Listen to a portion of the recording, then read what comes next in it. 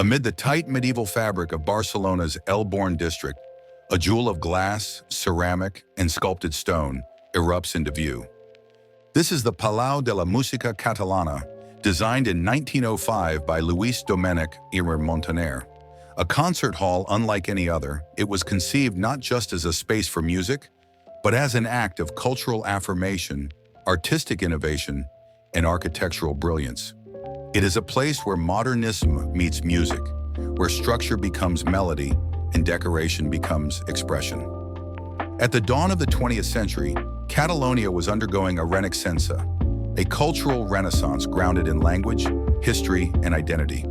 Barcelona, its capital, became the epicenter of this movement, transforming not only through politics and literature, but through architecture and the arts.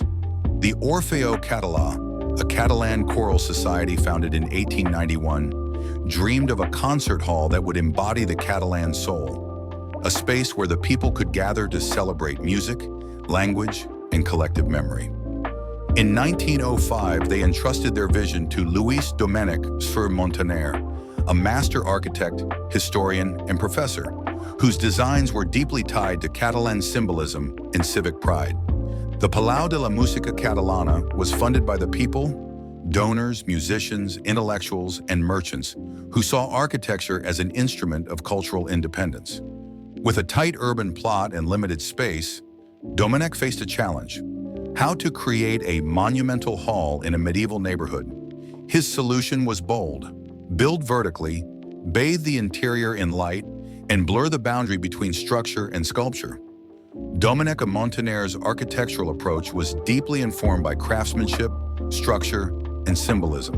The Palau was his masterpiece, a space where engineering and artistry exist in perfect harmony, synthesis of the arts.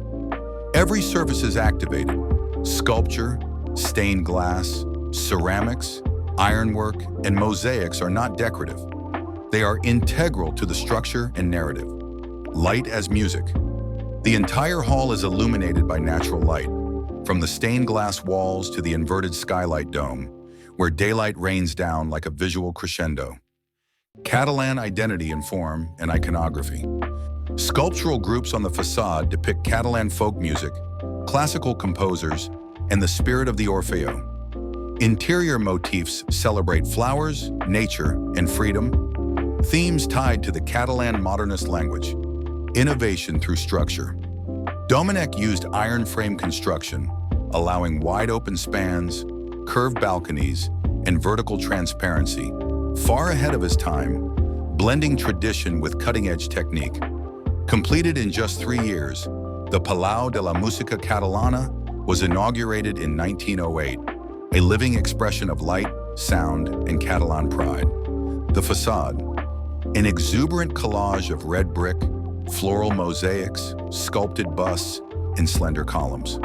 It proclaims art to the street, bringing music into the public realm. The Grand Concert Hall.